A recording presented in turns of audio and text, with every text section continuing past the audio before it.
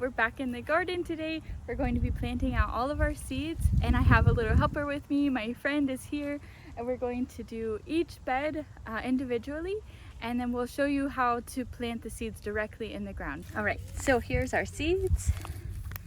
We're doing marigolds, zinnias, a carnival blend, Shinkarota, my favorite, sweet bell pepper blend, this black beauty eggplant, this San Marzano tomato, and a Brandywine tomato, and then this Emerald Tower basil. So let's get into it. Oh, and you see all these little guys? These are the onions that are coming up that I planted in the last video. Oops. We are moving the mulch out of the way, and we're going to be direct sowing into the soil here. And the soil is nice and loose because we've already prepared it. We're just going to be planting the seed as deep as the seed is wide. So not very deep with most of these seeds.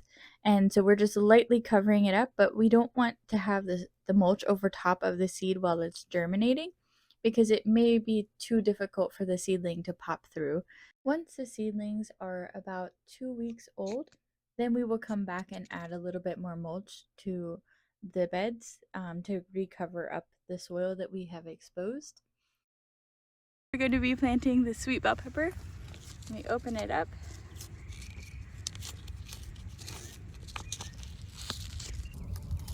So here's our bell pepper seeds. Yep, there we go. And we're going to do just 2 in each hole. And this is so that way if one doesn't germinate, we still have another one. And you don't want to push these down very deep. So I'll take you here to watch. Well, you can tell you really mapped out the shade because Yes. this is going to hit perfectly for your beets. Yep. You did great. Thank you.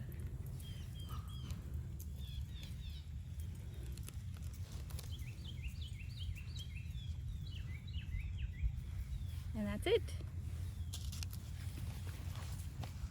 Remember, whenever you are direct sowing, is gently watering.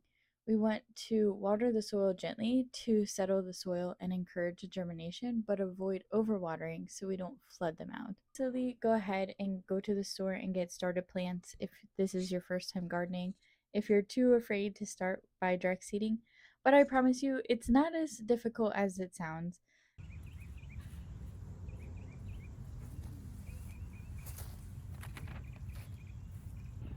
So I followed Stephanie's grid for gardening, and I definitely did all the, that she wanted to go ahead for her square gardening, and it's worked out very well.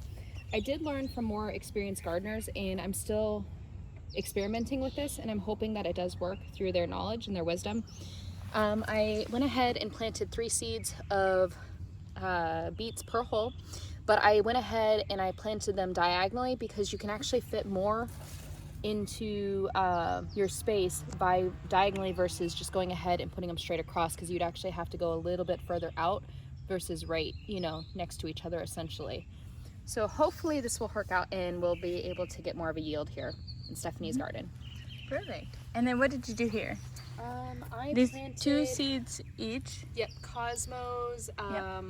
okra, Oh yeah. verbena. And you did 2 seeds per spot for okra. So there's the 3 that we were talking about, and we'll to go ahead and take the strongest one Yep. once we see them populate, and it gives us the higher chances of success. Yep. And then did you plant this over already? Yes, No. I did. Okay.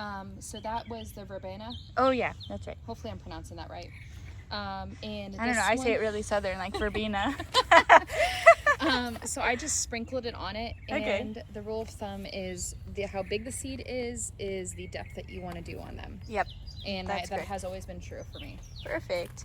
And then let's talk about these onions, because I actually did not show them how I planted onions. So I'll just do it here. So we're doing onion sets. So this right here is the bottom, and what I'm holding on to, this is the top here.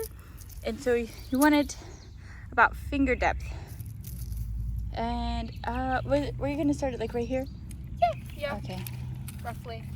So we're just moving the mulch out of the way, and then I'm just going to stick my little fat finger in there and then pop it down.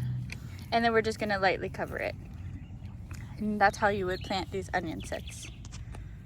All right, and then after you're finished with everything, you're just going to cover the seed holes back up with the soil. With the soil. Yep, and then we're leaving the mulch to the side. That way it does not suffocate the seeds.